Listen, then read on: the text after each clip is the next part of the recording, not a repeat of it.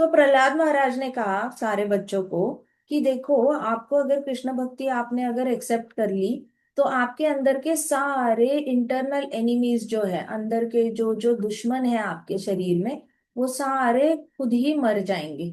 अगर कृष्ण को ये न कहना प्रकारेण आपने याद किया, अगर कृष्णा को आपने शब्दों से, अपने मीठे मीठे शब्दों से प्रसन्न किया, वो शब्द आप लिख सकते हो, बोल सकते हो, सुन सकते हो, इस तरीके से कृष्ण को प्रसन्न किया, तो अंदर के सारे जो दुश्मन है वो मर जाते हैं। कौन से दुश्मन होते हैं? हमारे अंदर बहुत ज्यादा लालच होता है, क्रोध होता है, मोह होता है, फिर जेलसी होती है हमारे अंदर बहुत सारी। हाँ, इसके बाद इल्यूजन होता है। इल्यूजन मतलब जो है वो नहीं है और जो नहीं है वो है, ऐसे हमें लगता है। बचपन में भी आपको समझ में आ गया होगा इल्यूजन। आपको बचपन में टॉफी खा के अच्छा लगता था, फिर थोड़े बड़े हो गए, कैडबरी खा के अच्छा लगता है, अब आपको चाहे बर्गर, पिज्जा, और आपको चाइनीज खाना होता है, आपको अलग अलग डिशेस खाने होते हैं।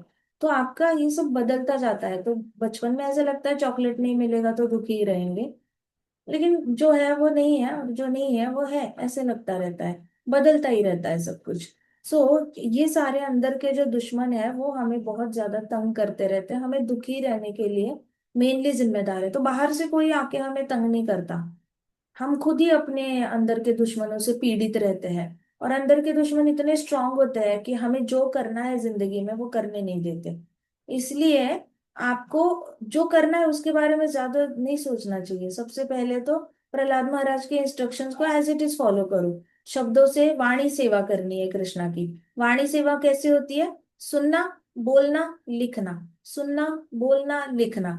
आपको जो कृष्ण के बारे में, हम हर रोज एक एक्सरसाइज करते हैं कि हम हर रोज thank you Krishna for giving me food, thank you Krishna for giving me mamma papa, thank you Krishna body देने के लिए अच्छी, थैंक यू कृष्णा आंखें देने के लिए, थैंक यू कृष्णा फिंगर्स देने के लिए, फिंगर्स में थंब देने के लिए, थंब नहीं दिया तो कुछ भी नहीं पकड़ पाएंगे।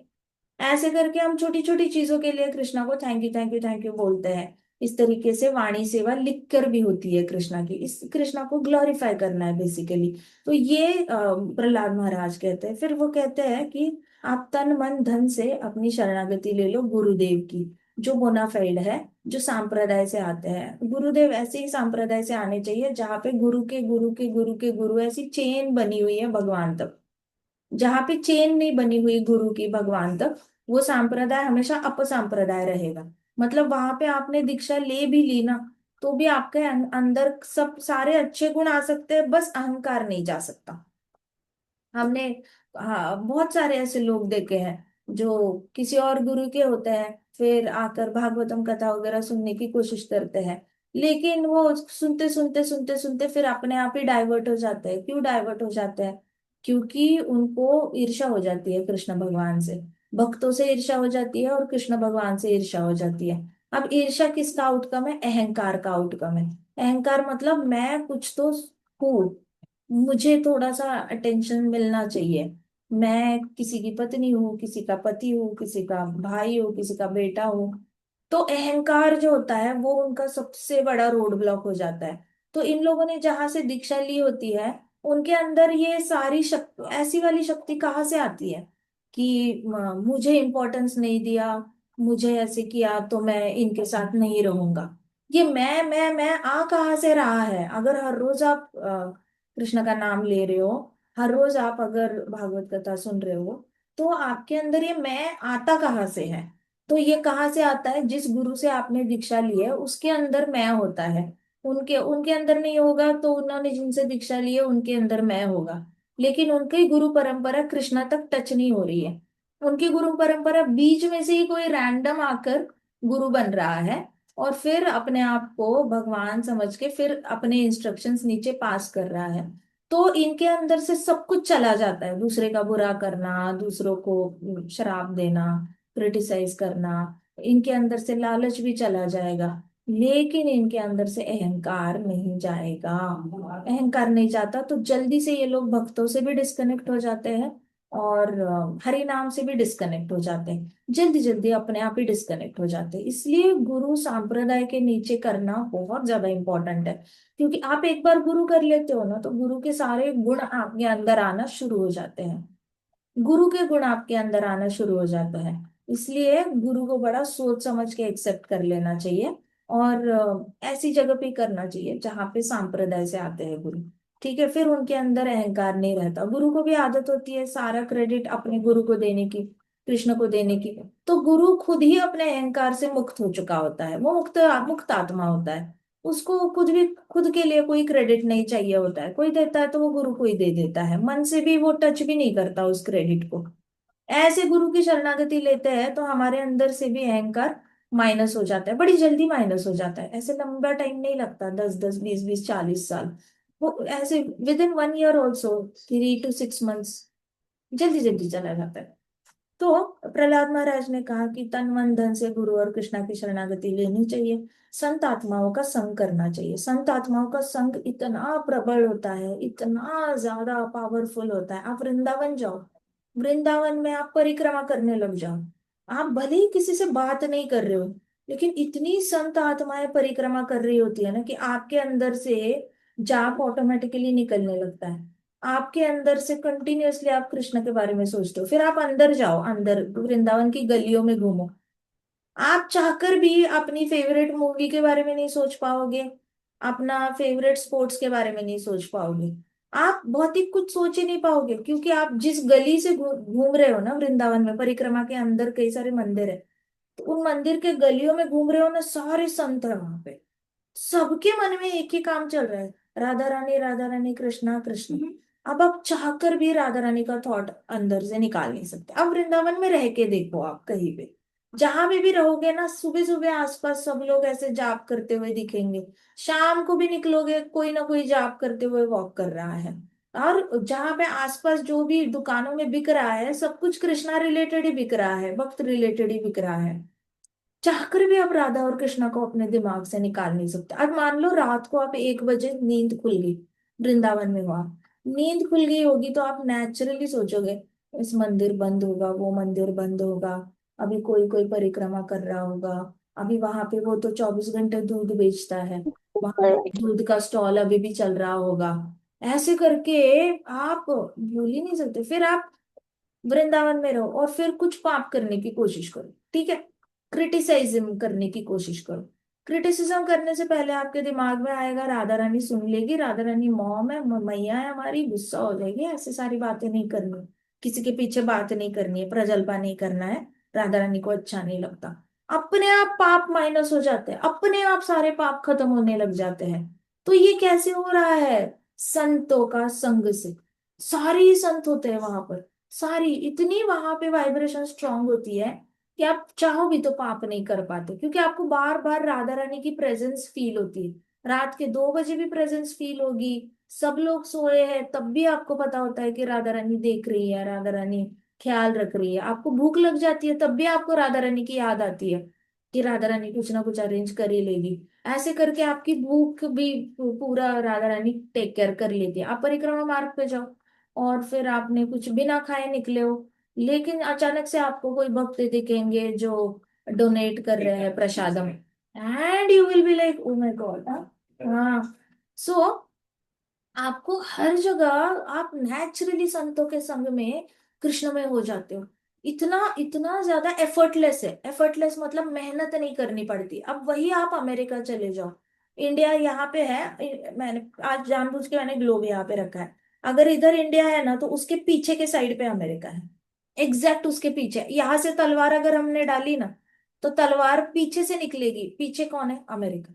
तो एग्जैक्ट ऑपोजिट जो हमारी वेद शास्त्रों की भूमि है, एग्जैक्ट उसके ऑपोजिट नर्क भूमि है। तो वहां पे आप जाओ, वहां पे इतना मेहनत करना पड़ता है जाप करने के लिए, कंसंट्रेट करने के लिए, सुबह उठने के लिए भी पुश करना पड़ता है अपने आप को कि नहीं नहीं उठो, जाप करना चाहिए, प्रभुपाद बुरा मान जाएंगे, प्रभुपाद को प्रॉमिस किया है जाप करेंगे जाप करेंगे। पुश करना पड़ता है, मंदिर जाने के लिए पुश करना पड़ता है। नेचुरली मूवी देखने के लिए जाते हैं लोग, लेकिन मंदिर आने के लिए इनको बहुत सोचना पड़ता है। सो ये एफर्ट है, बहुत मेहनत का काम है। जितना ज्यादा धाम से दूर जाते हैं, तो भारत भूमि में क्या है ना, आसपास रहेंगे धाम के, तो मेहनत थोड़ी कम हो जाती है।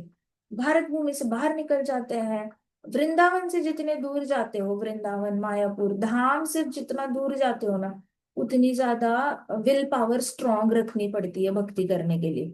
स्ट्रांग मतलब प्रेम तो दूर की बात, हम्म। कृष्ण प्रेम तो दूर की बात, कृष्ण प्रेम आएगा ही नहीं। क्यों नहीं आएगा? क्योंकि पूरी एनर्जी तो मन को फाइट करने में जा रही है। नहीं नहीं ये मत कर, भक्ति कर। नहीं नहीं ये मत कर, भक्ति कर। नहीं नहीं ये मत कर, भक्ति कर। ओ माय गॉड, कितनी एनर्जी वेस्ट हो रही है बार बार माइंड को थप्पड़ मारने में। ये मत कर, ये मत कर, भक्ति कर, भक्ति कर, भक्ति कर। वही वृंदावन में जाओ, माइंड इधर उधर जाता ही नहीं है, माइंड अच्छे से एंगेज रहता है। तो फाइट नहीं करना पड़ता, इनर बैटल्स कम हो जाते हैं, अंदर के डिसीजन मेकिंग पावर जो है वो बहुत ज्यादा यूज नहीं करनी पड़ती, ऑटोमेटिकली सारे डिसीजंस कृष्णा कॉन्शियस होते हैं। तो एनर्जी बच जाती है, टाइम बच जाता है। और फिर बहुत ज्यादा बीमारियां नहीं आती है, आप हेल्दी रहते हो। तो बहुत सारे फायदे हैं कृष्णा के पास रहने के। जितना कृष्णा से दूर रहते हो उतने ज्यादा बीमारियां भी बढ़ जाती है। सुबह उठ के सुबह सुबह 4 बजे डिसीजन लेना पड़ता है, जाप करे या ना करे, मंगल आरती करे या ना करे, मंदिर जाए या ना जाए। ये कोई डिसीजन लेने वाली बात है? जाना है तो जाना है। प्रहलाद महाराज ने बड़ी बोल्डली कहा था कि ये आपका कर्तव्य है कृष्ण भक्ति करना। डिसीजन लेना क्या होता है? ये डिसीजन थोड़ी लेना है, करना है तो करना है, सिंपल सी बात है, डिसीजन क्यों लेना है? तो प्रहलाद महाराज ने कहा कि पूरी आपने भगवान के चरणों पे आपने मेडिटेशन करना है। जो भगवान के चरणों पे मेडिटेट करता है वो अंदर के सारे दुश्मनों से हमेशा हमेशा के लिए मुक्त हो जाता है। ये बहुत इंपॉर्टेंट है। जब तक गुस्सा रहेगा ना मन में, किसी के भी प्रति आप गुस्सा रखो, वो गुस्सा अंदर से ही हमें खाता रहता है। या कि कभी भी आपको किसी और की ईर्ष्या होगी तो वो दिन आपका सबसे ज्यादा सैड चला जाता है। जब भी ईर्ष्या होती है वो दिन सैड होता है। आपको खुद ही अंदर से ऐसे अपसेट अपसेट फीलिंग आती है, नेगेटिव नेगेटिव वाली। आपको हंसने का मन नहीं करेगा ईर्ष्या होती है तो।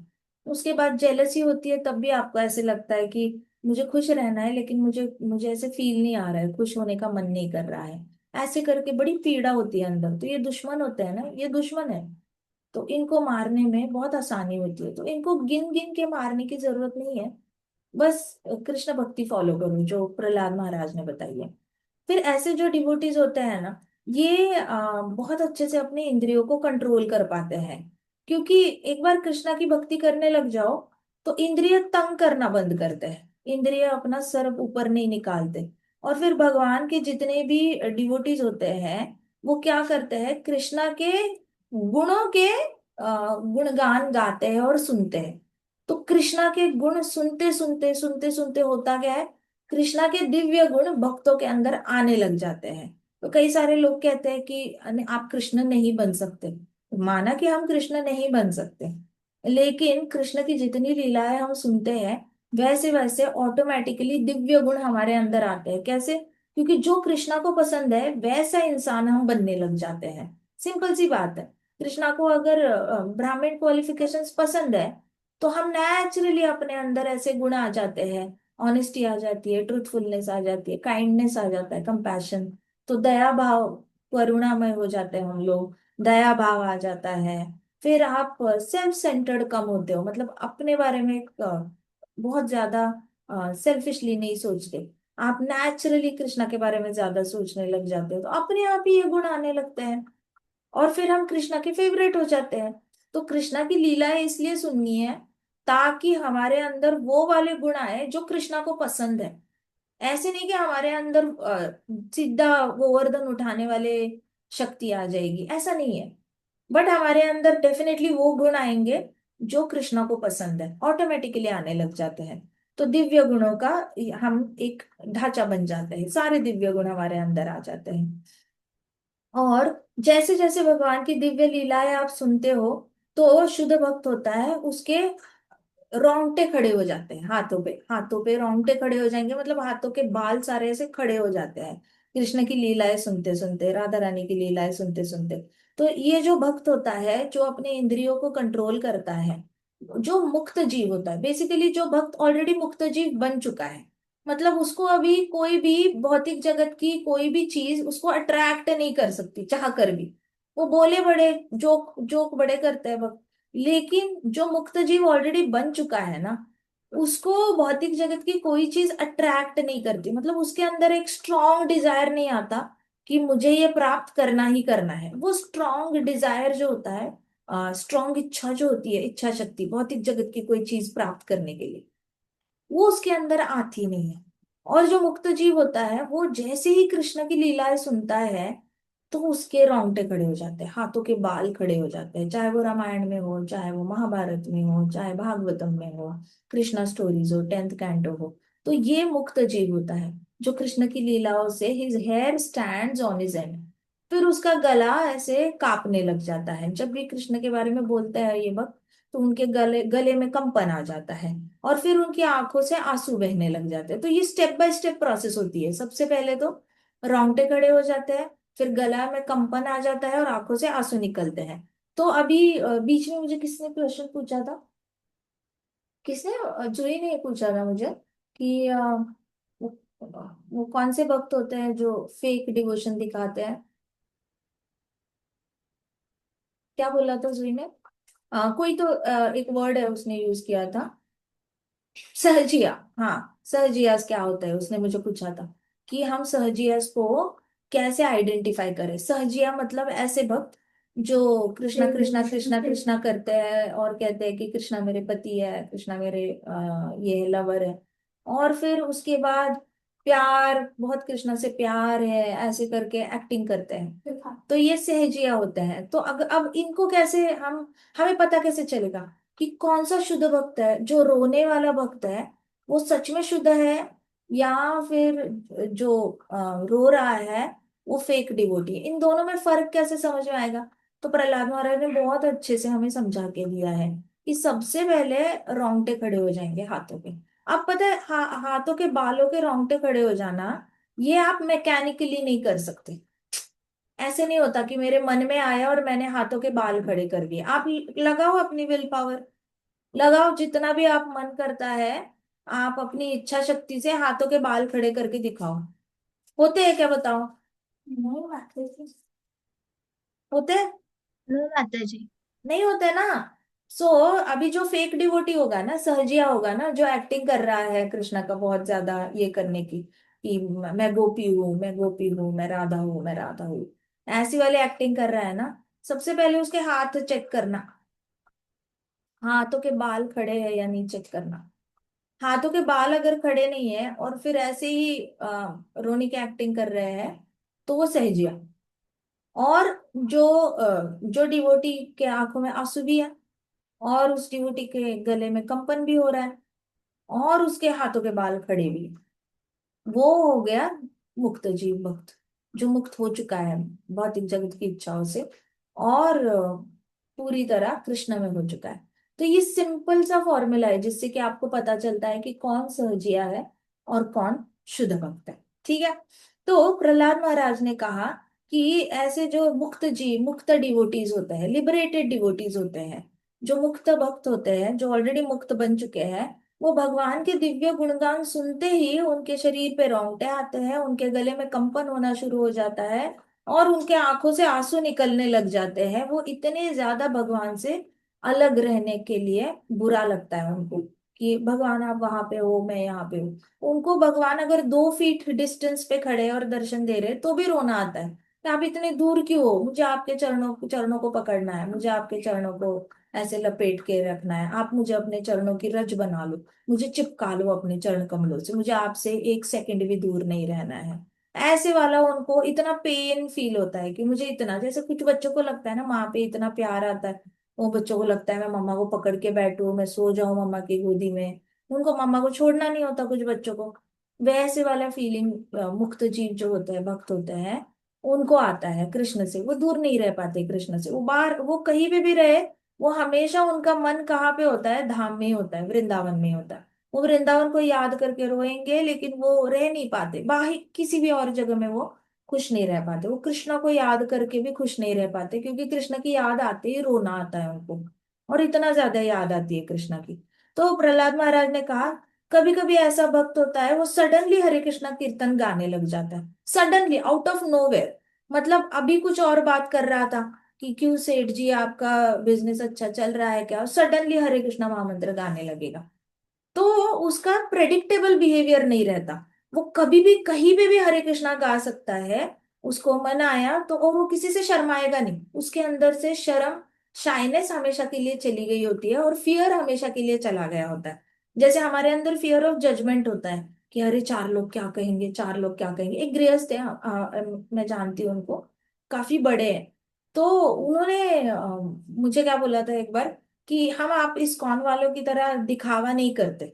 हम आप इस्कॉन वालों की तरह गले में बीड बैग डाल के, आप जो डालते हो माला और जाप करते हुए सुबह सुबह निकलते हो, ऐसे वाला दिखावा हम नहीं करते।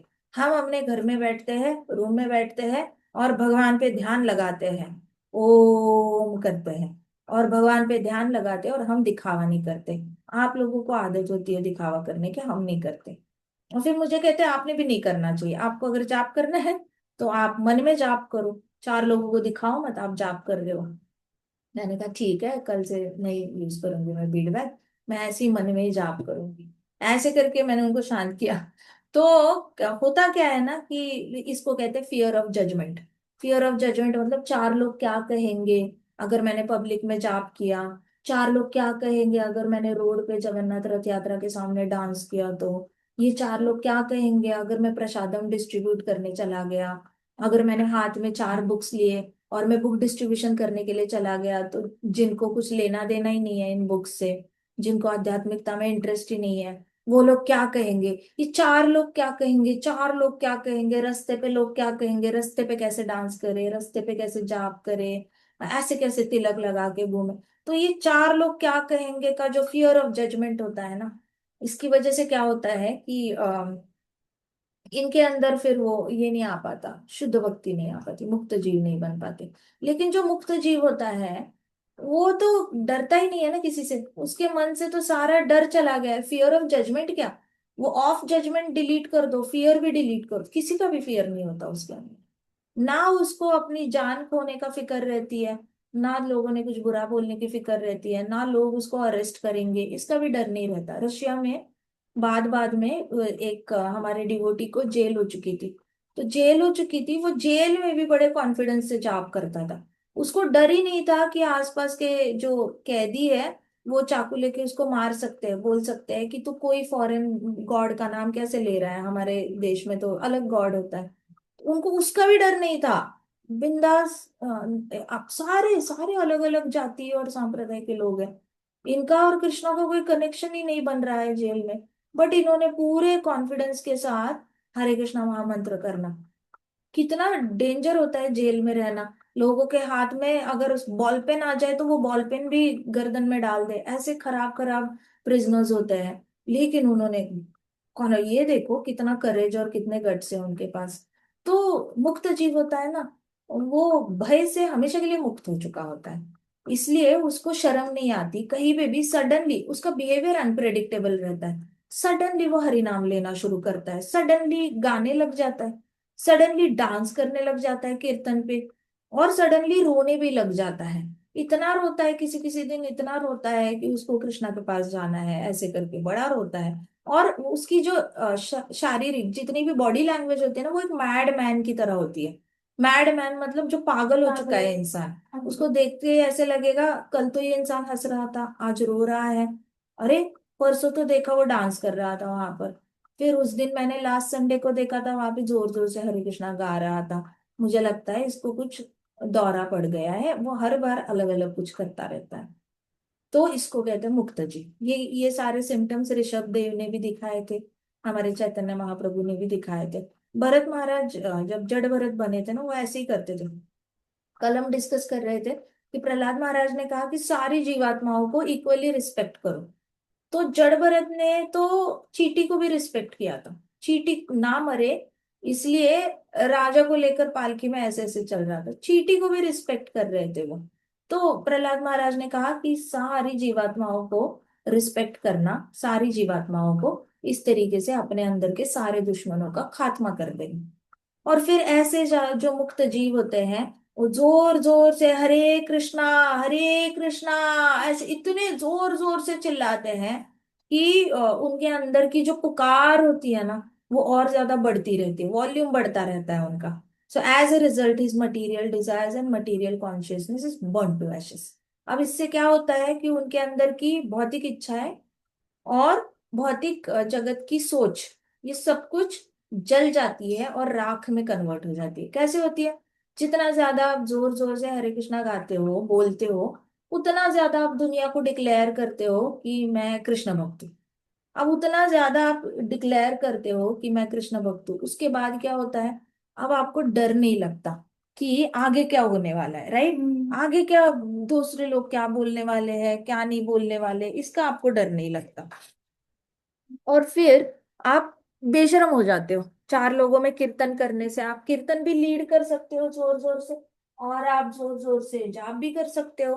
हर चीज आप जोर जोर से कर सकते हो, और आपके अंदर से क्या होता है? इच्छाएं चली जाती है कि मुझे ऐसे समझना चाहिए, उन लोगों ने वैसे समझना चाहिए, ऐसे समझे तो मेरी ये इच्छा पूरी हो जाएगी, वैसे समझा तो वो इच्छा पूरी हो जाएगी। आपके अंदर से इच्छाएं डिलीट हो जाती है। अब आप किसी को इम्प्रेस करने के लिए नहीं जीते। आपको किसी को इम्प्रेस करना ही नहीं होता। आपको जो समझना है समझो, हम है भक्ति में, ठीक है। आपको गलत लगता है तो गलत से, हमें कोई प्रॉब्लम नहीं है। ऐसे करके फिर जो मुक्त जीव होता है वो जोर जोर से हरे कृष्णा का महामंत्र गाने के बाद उसकी इच्छाएं बर्न टू एशेस हो जाती है। आपको अगर देखना है ना ऐसा वाला जाप, तो राधा कुंड पे जाना। कार्तिक मास में आप वृंदावन जाओगे ना, तो कभी अर्ली मॉर्निंग या शाम को 5-6 o'clock राधा कुंड पे जाना। वहां पे आपको भक्त मिलेंगे, जोर जोर से हरे कृष्णा का चैंटिंग कर रहे होते, इतना जोर से कर रहे होते हैं ना कि मतलब उनकी आवाज ऐसे गूंज रही होती है हवा में, इतनी जोर जोर से। अगर इवनिंग विजिट करी, ऑलमोस्ट अंधेरे के आसपास करी, 6 और 7 के बीच में करी ना आपने इवनिंग विजिट, तो आवाज गूंज रही होती है जाप से, हरे कृष्णा महामंत्र से। कोई कोई जोर जोर से राधे राधे कर रहे होते हैं। फिर एक एक कोई फेस्टिवल आता है, लास्ट टाइम भी मैंने बताया था, मुझे याद नहीं आ रहा ना। रात के 12 बजे राधा कुंड में स्नान करने जाते हैं भक्त।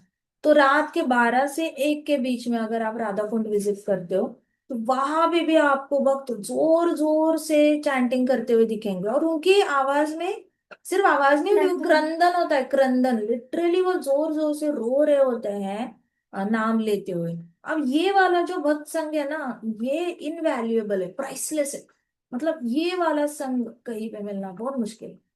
तो ये मुक्त जीव है, ये मुक्त जीव है।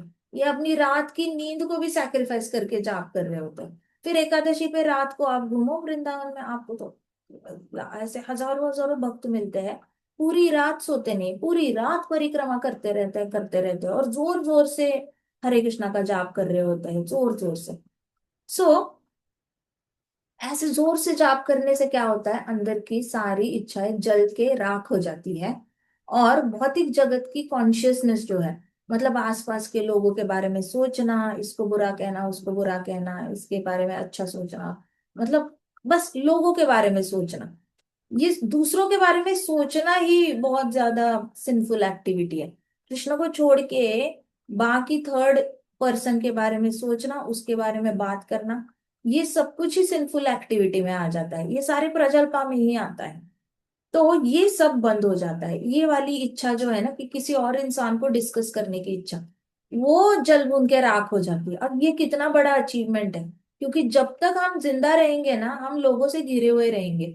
और जब तक लोगों से घिरे हुए रहेंगे ना, लाइफ बड़ी हैपनिंग रहेगी, क्योंकि हर कैरेक्टर एक यूनिक कैरेक्टर होता है, और उसके बारे में बोलने के लिए कुछ ना कुछ होता ही होता है। तो जितना हम उसके बारे में बोलते हैं उतना टाइम वेस्ट करते हैं, टाइम वेस्ट करते हैं, तो नेचुरली कृष्ण भक्ति का मीटर थोड़ा सा डाउन हो जाता है, इंटरेस्ट कम आ जाता है, क्योंकि प्रजल्पा ज्यादा इंटरेस्टिंग लगने लग जाता है। जिस चीज को ज्यादा फर्टिलाइजर दोगे, खाद दोगे, वो बढ़ती जाएगी। तो प्रजल्पा का पेड़ बढ़ता जाता है। जितना ज्यादा आप दूसरों के बारे में बातें करते हो, उनके गुण आपके अंदर आते हैं। आपका कोई बेस्ट फ्रेंड होगा या बेस्ट फ्रेंड होगी, अब आपने अपने बेस्ट फ्रेंड्स के बारे में घर में अगर आधा घंटा बात किया, 15 मिनट बात की, या फिर घर में एक एक दो दो घंटे बार बार हर रोज टॉपिक निकल रहा है 15 मिनट के लिए, आधे घंटे के लिए, तो देखते देखते आप में और आपके बेस्ट फ्रेंड में कोई फर्क नहीं दिखाई देगा। वो जैसे बेस्ट फ्रेंड बोलता है वैसे आपका एक्सेंट हो जाएगा, जो कंटेंट वो बोलता है वो आपका कंटेंट हो जाएगा, जो चीजें वो सोचता है वैसे आपकी सोच बन जाएगी। तो हुआ क्या? हर रोज drop by drop, drop by drop अपने अपने बेस्ट फ्रेंड पे मेडिटेट किया, मेडिटेट किया तो बन गए वैसे। अब यही टेक्निक आप आचार्यों पे लगाओ, हर रोज 10 मिनट या 15 मिनट प्रभुपाद के बारे में बोलो, अपने गुरु महाराज के बारे में बोलो, 10-15 मिनट के लिए उनके बारे में सोचो और उनके बारे में बोलो। बूंद बाय बूंद उनके गुण आपके अंदर आने लग जाएंगे। प्रभुपाद के गुण अंदर आने लग जाएंगे, आपके गुरु के गुण अंदर आने लग जाएंगे। ड्रॉप बाय ड्रॉप आपका कैरेक्टर निखरता जाएगा, निखरता जाएगा। तो टेक्निक वही है, बस अंदर आप किसके बारे में सोच रहे हो वो बहुत मैटर करता है। गुरु का गुणगान करना प्रजल्पा में नहीं आता, कृष्ण का गुणगान करना प्रजल्पा में नहीं आता, लेकिन ये दोनों को छोड़कर बाकी कुछ भी आप बोलते हो ना, वो प्रजल्पा में ही आता है, दूसरे लोगों को डिस्कस करना। तो और वो भी इंटरेस्ट से डिस्कस करना। तो इससे क्या होता है, फिर भौतिक जगत की कॉन्शियसनेस डिलीट नहीं हो पाती, खत्म नहीं हो पाती। क्योंकि डेथ बेड पे हम अगर हॉस्पिटल में लेटे होंगे ना, जब मरने वाले होंगे, इतने सारे रिश्तेदार आएंगे। अब हर रिश्तेदार को देखकर आपको याद आएगा, इसकी शादी हुई है, इसकी शादी नहीं हुई, इसकी इसको 2 बहू है, इसके 3 बहू है, इसके एक पहली बहू को 2 बेटे हैं, दूसरी बहू को 3 बेटे हैं। इनका ये लोग मुंबई से आए हुए हैं, ये लोग अमेरिका से आए हुए हैं, ये लोग लंदन से आए हुए हैं, ये लोग पुणे से आए हुए हैं, ये इनके जॉब बैंगलोर में जॉब करते हैं, ये यहाँ से आए हुए हैं। तो आप सोच क्या रहे हो, सोचो क्या सोच रहे हो। कहाँ कृष्णा, कृष्णा कॉन्शियसनेस है ही नहीं। मतलब अभी मर सकते हैं, कल भी मर सकते हैं, लेकिन आंखें खुली है, दिख रहे हैं सब लोग, तो याद क्या आ रहा है, कौन कहाँ पे सिचुएटेड है और कौन क्या कर रहा है। ये भौतिक कॉन्शियसनेस है। तो मुक्त जीव होता है ना, वो भौतिक कॉन्शियसनेस में नहीं होता कभी, वो हमेशा कृष्णा कॉन्शियस रहता है। मुक्त जीव इसीलिए उसको मुक्त जीव कहा जाता है, क्योंकि वो बाकियों के बारे में सोचने से उसकी इच्छाएं सारी राख हो गई होती है, सोचता नहीं, कुछ भी नहीं सोचता। सो बाय सच भक्ति you can get Lord shelter. अब ऐसी वाली भक्ति जो है ना, उससे कृष्णा का क्या मिल जाता है, शरणागति, शेल्टर मिल जाता है, छत्र छाया मिल जाती है, और डायरेक्टली कृष्णा का कांटेक्ट प्राप्त होता है। कौन कह रहा है, प्रहलाद महाराज कह रहे हैं। प्रहलाद महाराज ऐसे थोड़ी ना बोलेंगे, ऑलरेडी उनका कांटेक्ट हो चुका है कृष्णा के साथ, दर्शन हो चुके हैं, तभी तो वो बोल पा रहे हैं। अगर दर्शन नहीं होते तो बोलते नहीं। तो उन्होंने बोला कि जैसे ही मुक्त जीव अपनी भौतिक इच्छाओं से मुक्त हो जाता है और भौतिक आसपास की चीजों से वो फ्री हो जाता है, तो उसको कृष्ण की छत्र छाया मिलती है, और उसके बाद डायरेक्ट कृष्ण प्राप्त हो जाते हैं। तो ये डायरेक्ट कृष्ण प्रहलाद महाराज को ऑलरेडी प्राप्त हो चुके थे। उनके अंदर इच्छा नहीं थी बड़ा महल बांधने की, और शादी करने की भी इच्छा नहीं थी अपने पिताजी के साथ। बहुत ज्यादा उनका बड़ा कारोबार जो भी है, तीनों लोगों को संभालना है, तीनों लोगों का होने वाला राजकुमार है, ये सब कुछ उसके भी खोने का डर नहीं था, कुछ नहीं था प्रहलाद महाराज को। तो उनके अंदर के भौतिक इच्छाएं जल चुकी थी, जल भून के राख हो चुकी थी। उसके बाद डर जल भून के राख हो चुका था, उनको मरने का भी डर नहीं था प्रहलाद महाराज को, कि मैं इतना बोल्डली सबको बता रहा हूँ कृष्णा की शरणागति लो, तो मैं मर सकता हूँ। तो वो भी भय हमेशा के लिए चला गया था। अब ये एग्जाम्पल है मुक्त जीव का, ठीक है। फिर सारे लड़के जो थे वो ऐसे स्पीचलेस होकर प्रहलाद महाराज को देखने लगे कि प्रहलाद महाराज क्या बता रहे हैं, डायरेक्ट कांटेक्ट विद कृष्णा। और फिर उन्होंने कहा प्रहलाद महाराज ने, और जब आप डायरेक्ट टच होते हो, डायरेक्ट इन टच होते हैं कृष्णा के साथ, फिर क्या होता है पता है। तो सारे बच्चे कान ऐसे खोले रख के, आंखों के बटन बनाकर ऐसे देखने लगे, क्या होता है। तो फिर प्रहलाद महाराज ने कहा, फिर आप जन्मों और मृत्यु के चक्र से हमेशा के लिए फ्री हो जाते हो। फिर आपको ना मरने का दर्द सहना पड़ता है, ना जन्मने का दर्द सहना पड़ता है, वापस मरने का दर्द भी सहना नहीं पड़ता। इतनी अच्छी लाइफ हो जाती है कि आप सबसे एक्सट्रीम पेन से बाहर आ जाते हो। हमें लगता है बाहर आने के बाद कि अगर हाथ कट जाए, पाँव कट जाए, सर्जरी हो जाए, तो ये दर्द नेक्स्ट लेवल का है। लेकिन मृत्यु का दर्द होता है ना, वो सारे दर्द को क्रॉस कर जाता है। मतलब वो वाला जो दर्द है ना, आत्मा शरीर से निकलने वाला दर्द, वो दर्द ना कभी किसी ने पहले एक्सपीरियंस किया है, और ना ही वो एक्सप्लेन कर सकता है, क्योंकि एक्सप्लेन करने के लिए उसने जिंदा रहना जरूरी है। लेकिन भगवत गीता में कहा गया है कि वो वाला दर्द जो होता है ना, इट इज लाइक 44,000 आपके जो स्कॉर्पियंस होते हैं, बिच्छू होते हैं, वो काटने वाला दर्द होता है। आप सोचो, हम मन से भी नहीं सोच सकते कि बिच्छू काटने का दर्द, एक बिच्छू काटे तो ऐसे लगता है जैसे 10 सांप काटे हो। इतना दर्द होता है। इफ इनफैक्ट सांप काटता है ना, तो भी आपको इतना दर्द नहीं होता। आपके पास उतनी कॉन्शियसनेस होती है कि मैं रुमाल ले लूं, पाव को कड़क बांध दूं, ताकि वो विष ऊपर ना चढ़े। इतना तो आपका दिमाग चलता है। लेकिन बिच्छू काटता है ना, तब दिमाग नहीं चलता, क्योंकि वो इतना ज्यादा जलन हो रही होती है और उसका विष चढ़ता नहीं है। उसका विष वहीं पे फैल के वहीं पे जलन जलन जलन जलन जलन, मतलब ऐसी जलन तो कैंडल लगाओ स्किन को तो भी नहीं होगी। इतनी खतरनाक जलन होती है। अब सोचो, एक बिच्छू काटने से अगर इतनी जलन होती है उस जगह पर कि आप कुछ भी नहीं सोच सकते, तो ऐसे 44,000 अगर काटेंगे तो कितना होगा, कितना दर्द।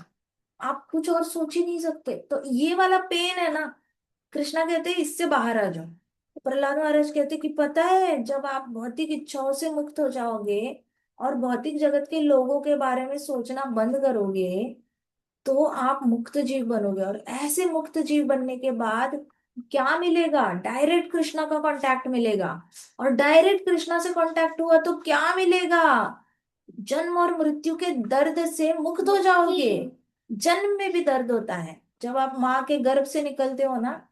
It's not easy. कैसे भी निकलो माँ के गर्भ से, दर्द होता ही होता है। ऐसे इजी नहीं होता बाहर आने के बाद इजीली, क्योंकि आपको 9 महीने से किसी ने हाथ में नहीं पकड़ा होता। अब सडनली नर्स पकड़ लेती है, वो कितनी जोर से पकड़ेगी, हाथ भी जोर से पकड़ेगी, साफ करेगी, नैपकिन लेगी, ऐसे ऐसे ऐसे ऐसे साफ करेगी, भले ही स्पॉन्ज ले ले, सॉफ्ट कपड़ा ले ले, लेकिन टाइटली तो पकड़ना पड़ेगा ना बच्चे को, नहीं तो बच्चा गिर जाएगा। अब वो टाइटली सोचो, 9 महीने से किसी ने टच नहीं किया है आपको, और आप बड़े अच्छे से ऐसे फ्लूइड में ऐसे फ्लोट हो रहे हो, मानो जैसे बहुत ही सॉफ्ट सॉफ्ट गद्दी है, उसमें आप फ्लोट हो रहे हो। आपको कोई कुछ कोई भी चीज टोक नहीं रही है कहीं से। अब बाहर आते हो, कभी नर्स की रफ स्किन टच हो जाएगी, नाखून टच हो सकते हैं, टेबल का क्लॉथ टच हो सकता है। ऐसे थोड़ी है कि गुलाब की पंखुड़ियों के ऊपर लेटा जा रहा है आपको, नहीं ना। हॉस्पिटल में है, हॉस्पिटल के वो कपड़े स्टार्च किए होते हैं, फिर नैपकिन्स होते हैं, 1000 बार धुले होते हैं। अब ऐसा रफ रफ सारी चीजें होती है, सॉफ्ट होंगी तो भी इतनी सॉफ्ट नहीं है जितनी माँ के अंदर वो फ्लूइड में फ्लोट होने वाला फीलिंग है। 9 महीने के बाद सडनली शॉक लगता है बच्चे को कि ये कौन मुझे टाइटली हाथ को पकड़ रहा है, कमर को पकड़ रहा है, मेरी गर्दन को टाइट पकड़ रहा है। फिर अभी तक तो मैं ऐसे ऐसे उल्टा लटका था, फिर ऐसे था, अभी अचानक से मेरे को किसी चीज के ऊपर, कड़क कड़क चीज के ऊपर लेटाया जा रहा है। कुछ समझ में नहीं आता, और वो जीवात्मा रोती रहती है, रोती रहती है। तो जन्म भी ऐसा कोई, इट्स नॉट इजी, बहुत दर्द होता है उसमें। और नेचुरली अगर निकले माँ के गर्भ से तो फिर तो और भी दर्द होगा। It is like going through a pipe. तो यहाँ पे प्रहलाद महाराज ने कहा कि ये जो मुक्त जीव होते हैं ना, इनको फिर जन्म मृत्यु के चक्र हमेशा के लिए खत्म हो जाता है, दर्द खत्म हो जाता है। तो उसमें से एक लड़के ने कहा प्रहलाद महाराज को, we want to become Lord's devotees, हमें भगवान का भक्त बनना है, हमें भगवान का भक्त बनना है, ऐसे करके बच्चे बोलने लगे, हमें भी भगवान का भक्त बनना है। हमें मृत्यु का डर नहीं चाहिए। उनको डर लगता है ना मृत्यु का, बार बार हिरण्यकश्यपु मारेगा, कुछ ना कुछ, हर एक की फैमिली में कुछ ना कुछ कैजुअलिटी होती होगी। हिरण्यकश्यपु किलिंग भी बहुत करता था। तो बच्चों ने कहा, कहना शुरू किया, हमें मृत्यु के डर से बाहर निकलना है, हमें नहीं जीना है ऐसे, हमें भक्त बनना है भगवान का। लेकिन फिर उसके बाद वो दूसरा एक लड़का था, उसने ऐसे अपने मुंह में ऐसे धीरे से बोला, लेकिन बहुत मुश्किल है, ऐसे करके। मतलब लड़कों ने बोला तो सही कि हमें भक्त बनना है, हमें भक्त बनना है, और उतने में एक लड़का बोला, लेकिन है तो बड़ा मुश्किल, बहुत मुश्किल है, ऐसे करके अपनी मटरिंग मटरिंग मतलब किसी को सुनाई ना दे लेकिन बोल देना ऐसे किया उसने। तो प्रहलाद प्रहलाद महाराज ने इमीडिएटली उसका सेंटेंस पकड़ लिया कि अरे ये बोल रहा है बहुत मुश्किल है, जैसे कि पॉसिबल ही नहीं है। तो प्रहलाद महाराज ने कहा, my dear sons of asuras, मतलब हे मेरे प्रिय असुरों के बच्चों, इतना मुश्किल भी नहीं है। इनफैक्ट नर्क जाना बहुत मुश्किल है। नर्क जाने के लिए बहुत सारे गलत काम करने पड़ते हैं, और गलत काम करने के लिए मेहनत करनी पड़ती है। तो नर्क में जाना भगवान के पास जाने से ज्यादा मुश्किल है। नेचुरल है, आपको गैम्बलिंग करना है तो पैसे खर्च करने की इच्छा होनी चाहिए। पैसे खर्च करने के लिए गए हो, अब वहां पे जाके पूरा लॉस हो गया, उसका दुख सहने की भी आपके पास कैपेसिटी होनी चाहिए कि अरे जो भी था वो सारा चला गया द्यूत खेलने में, गैम्बलिंग खेलने में।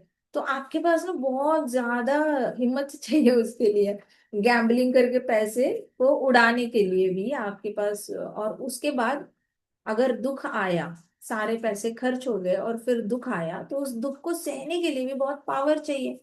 इसका मतलब नर्क जाने के लिए बहुत मेहनत है। अगर किसी का मन है कि मैं क्रॉस फ्रेंडशिप करूं, क्रॉस फ्रेंडशिप में तो और भी मेहनत है। ऑलरेडी अपनी वाइफ को एक साड़ी खरीदनी है दूसरी है उसको भी खरीदनी है, यहाँ पे भी खर्चा वहां पे भी खर्चा। उस वो खर्चा अफोर्ड करने के लिए और नई नौकरी ढूंढनी है, और ज्यादा पैसे चाहिए, क्योंकि वो बाहर के सारे क्रॉस फ्रेंडशिप जिसके साथ कर रहे हो उसके खर्चे उठाने के लिए और ज्यादा पैसे कमाने पड़ते हैं। मान के चलो किसी को कमाने की जरूरत ही नहीं है, उसके पास ऑलरेडी बहुत है बाप दादा का, फिर भी टेंशन का काम है उसके लिए, क्योंकि उसका परिवार उसको पूरी तरह ये गिव अप कर देगा, पूरी तरह उसको साइड कर देगा कि अरे तू क्रॉस फ्रेंडशिप करता है, हमें तेरे से कोई लेना देना नहीं है। ना बच्चे बात करेंगे, ना उनका जो भी है पति पत्नी बात नहीं करेगा। तो इतनी बड़ी रिस्क लेकर क्रॉस फ्रेंडशिप करते हैं तो क्रॉस फ्रेंडशिप जैसा पाप करने के लिए आपको बहुत ज्यादा मेहनत है, बहुत मेहनत है। छुपा के रखो, झूठ बोलो, झूठ बोलो, झूठ बोलो, छुपाओ छुपाओ, झूठ बोलो, मेहनत बहुत है। तो नर्क जाने के लिए ना मेहनत बहुत करनी पड़ती है।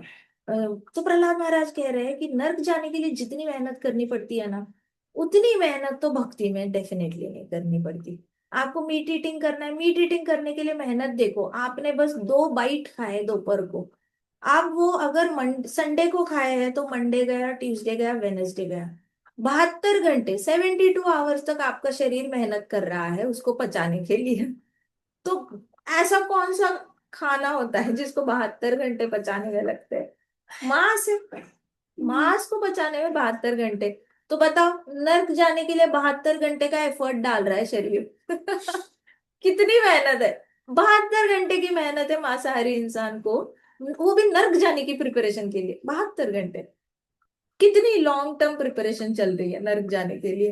वैसे ही ड्रिंक करना है, लिख कर लेना है, जैसे हिरण्यकश्यप पूरी तरह ऐसे पी कर बैठा रहता था ऐसे।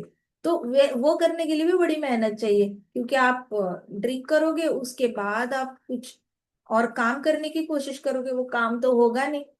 फिर जो काम कर रहे हो वो बिगड़ जाएगा, बिगड़ जाएगा तो उसका काम और बढ़ जाएगा। तो उसमें भी मेहनत है बहुत ज्यादा। तो इस तरीके से क्या होता है कि पाप करने में बड़ी एनर्जी लगती है, बहुत ज्यादा अलर्ट रहना पड़ता है और बहुत ज्यादा मेहनत करनी पड़ती है। तो प्रहलाद महाराज ने कहा, मेरे प्रिय असुरों के बच्चों, भक्ति बिल्कुल भी मुश्किल नहीं है। इनफैक्ट नर्क जाना बहुत मुश्किल है, बहुत मेहनत करनी पड़ती है नर्क जाने के लिए।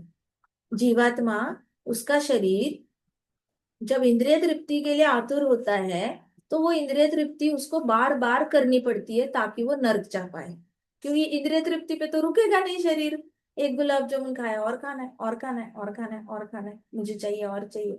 तो कहते हैं कि वो जीवात्मा अपने शरीर को बार बार उसको सेंस ग्रेटिफिकेशन, मतलब इंद्रिय तृप्ति में उसको बिजी करना पड़ता है, और फिर वो नर्क जा पाता है। तो सोचो कितना ज्यादा मुश्किल है। तो फिर प्रहलाद महाराज ने कहा, सारे बच्चे ऐसे ना, hush of whispers broke it into the room, मतलब सारे बच्चे ऐसे धीरे धीरे धीरे एक दूसरे के कान में ना खुश खुश खुश ऐसे ऐसे विस्पर्स करने लग गए। तो प्रहलाद महाराज इमीडिएटली बोले, सुनो मेरे प्रिय मित्रों, सुनो मेरे प्रिय मित्रों, भगवान जो है वो आपके हृदय में है, और वो आपके बहुत ज्यादा पास है, और वो आपके बेस्ट फ्रेंड है। और सिर्फ भगवान है जो आपके बारे में बहुत अच्छा सोचते हैं, बेस्ट वैल्यूएशन। प्रहलाद महाराज ने क्या कहा, भगवान का भक्त बनना मुश्किल क्यों नहीं है? क्योंकि सबसे पहले तो भगवान सबसे पास है, आपके हृदय में है। बाहर का कोई भी दोस्त, कोई भी माता पिता आपके हार्ट में नहीं रहते, सिर्फ भगवान रहते हैं। तो वो आपके हार्ट में है। उसके बाद वो आपके बेस्ट फ्रेंड है।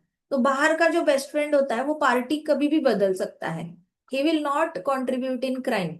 अगर आप पे अगर कोई इल्जाम लगाया किसने कि तुमने ऐसे किया वैसे किया, तो बेस्ट फ्रेंड हो सकता है आपका साथ छोड़ दे, लेकिन परमात्मा नहीं साथ छोड़ेगा। तो वैसे भगवान आपके हृदय में है और वो आपके बेस्ट फ्रेंड है, वो हमेशा आपके साथ रहता है। आपको कभी भी लोनलीनेस फील नहीं होता। कई सारे लोग कहते हैं कि लोनलीनेस बहुत फील होता है, लोनलीनेस होता है। तो लोनलीनेस एक एपिडेमिक है, ऐसे फैल गया है, बीमारी फैल गई है पूरे वर्ल्ड में, जहाँ पे लोगों को लोगों के में बैठ कर भी अकेला अकेलापन महसूस होता है। तो जिसको अकेलापन महसूस होता है ना, वो एक बीमारी होती है। वो घर वालों को ब्लेम नहीं कर सकता कि घर वालों की वजह से मुझे अकेलापन होता है, या फिर मुझे बाहर वालों की वजह से अकेलापन होता है। नहीं, अकेलापन एक बीमारी होती है जब आपको ये ज्ञान नहीं होता कि आपके हृदय में ऑलरेडी कृष्णा है। कोई तो आपके पास हमेशा है, वो आपका साथ देता है, आपसे बातें कर सकता है, आपके साथ आइडियाज बाउंस कर सकता है, और आपके साथ हमेशा खेल सकता है, हंस सकता है, डांस कर सकता है, खाना खा सकता है। ये अवेयरनेस ही नहीं होती, तब अकेलापन खाते खाते खाते खाते लोग किस में चले जाते हैं, डिप्रेशन में चले जाते हैं। तो पहले जमाने में आप देखो, जब पति की मृत्यु हो जाती थी, तो पत्नियां धीरे धीरे अकेला अकेला फील करते करते करते करते खाना खाना छोड़ देती थी। क्यों? डिप्रेशन में चली जाती थी। खाना खाने उनका एपेटाइट खत्म हो जाता था, भूख ही लगना बंद हो जाती थी। उसके बाद जब भी खाती थी तो वो उल्टी से निकल आता था, या उनको लूज मोशंस हो जाएंगे, डिहाइड्रेशन हो जाएगा, उनका पूरा एपेटाइट खत्म हो जाता था। तो ये बीमारी है, अकेलापन बीमारी है। जैसे ही पति या पत्नी की डेथ हो जाती है तो अकेलापन ज्यादा खाता है। कभी कभी रिश्ता अच्छा नहीं होता तो भी अकेलापन खाता रहता है। तो ये सारे अकेलापन जो होता है ना, ये बीमारी होती है, और उस बीमारी का एक ही सोल्यूशन है। प्रहलाद महाराज कह रहे हैं कि भगवान आपके हृदय में बैठते हैं और वो आपके बेस्ट फ्रेंड है। अब बेस्ट फ्रेंड के साथ कोई बोर हुआ है क्या आज तक? बताओ मुझे। आप लोग बेस्ट फ्रेंड के साथ बैठकर कभी बोर होते हो? नहीं हो सकते। वैसे ही जैसे आप कृष्णा के बुक्स हाथ में लेते हो, माला जाप करने लग जाते हो, कीर्तन सुनते हो, कीर्तन गाते हो, आप बोर हो ही नहीं सकते। चांस ही नहीं उठता बोर होने का। बुक हाथ में ले लो तो खत्म होने तक मन नहीं करता बुक छोड़ने का। इतना ज्यादा कृष्ण के साथ लगाव हो जाता है। तो Krishna is your best friend, और कोई बेस्ट फ्रेंड नहीं है। मैं छोटी थी तो मुझे बड़ी मुश्किल होती थी दोस्त बनाने में। मेरे पास बड़ी बहन थी, वही मेरी अच्छी दोस्त है। तो मुझे बाहर दोस्त बनाना आता नहीं था, बड़ी बहन हमेशा मेरे साथ रहती थी। तो मैंने एक दिन आके मम्मा को बोला कि मुझे फ्रेंडशिप करनी नहीं आती, मुझे समझ ही नहीं आता दोस्त कैसे बनाने चाहिए। क्लास में बहुत बड़े बड़े ग्रुप्स हैं, लेकिन मुझे समझ ही नहीं आता मैं करूँ क्या, कैसे करूँ, मिक्स कैसे हूँ। तो मेरी मदर ने कहा, क्यों इतना दिमाग लगा रही है, कृष्णा है ना, कृष्णा ही तेरे दोस्त है। वो दोस्त है, वो काफी है, एक दोस्त होना काफी है। ऐसे कहा। तो मुझे समझ में नहीं आया। फिर मैंने कहा कैसे? तो मम्मी ने मेरे हाथ में महाभारत पकड़ाई, कहती ये पढ़, इसमें देखना कृष्णा कितने अच्छे दोस्ती करते हैं और कितना अच्छा मजा मजा आता है इनके साथ। फिर मैंने महाभारत पढ़ना शुरू किया। उसमें कृष्णा इतने अच्छे लगने लगे, इतने अच्छे लगने लगे। फिर उसके बाद लगा इतना अच्छा दोस्त तो कहीं हो ही नहीं सकता, इतना ब्रिलियंट, इतना इंटेलिजेंट, इतना मजा करने वाले, और इतने ज्यादा इंटरटेनमेंट करने वाले, ऐसे तो कोई हो ही नहीं सकता। बहुत ही इंटेलिजेंट है। So Krishna is your best friend. ये जितना जल्दी सिंक इन हो जाएगा ना, उतना जल्दी आपको दुनिया से जो धोखे मिलेंगे ना, उससे दर्द कम होगा। तो Krishna is your best friend and he is your well wisher. अब वेल विशर भी बहुत बहुत बड़ा वर्ड है, क्योंकि दुनिया में बहुत कम लोग ऐसे होते हैं जो हमारे बारे में अच्छा चाहते हैं कि हमारे साथ सब अच्छा हो। बहुत ही कम लोग होते हैं। मैं हर रोज इतने सारे लोगों से मिलती हूँ, और मैं उनको कहती हूँ कि आप एक सर्कल ड्रॉ करो और उसमें उन लोगों का नाम लिखो जो आपके बारे में अच्छा सोचते हैं। और उनके पास हार्डली 3-4 नाम होते हैं लिखने के लिए, उनकी लिस्ट 20-40 तक जाती भी नहीं है। मतलब इतनी लंबी आयु हो चुकी है, 40-50 साल हो चुके हैं उम्र के, लेकिन उनका जो सर्कल होता है ना, उसमें 2 या 3 नाम ही आते हैं जो कहते हैं कि ये हमारे वेल विशर है। क्या कमाया फिर दुनिया में? अगर आपको कृष्ण भक्ति नहीं करनी थी तो आपने कर्म कांड किया होगा, ज्ञान योग किया होगा, ध्यान योग किया होगा, कृष्ण भक्ति तो नहीं करी। तो फिर आपके बारे में अच्छा सोचने वाले सिर्फ 3-4 लोग कैसे हो सकते हैं? 40 साल की उम्र है, 40 तो हो। 30 साल की उम्र है, 30 तो हो। 20 साल की उम्र है, 20 तो हो। कहाँ गए सारे?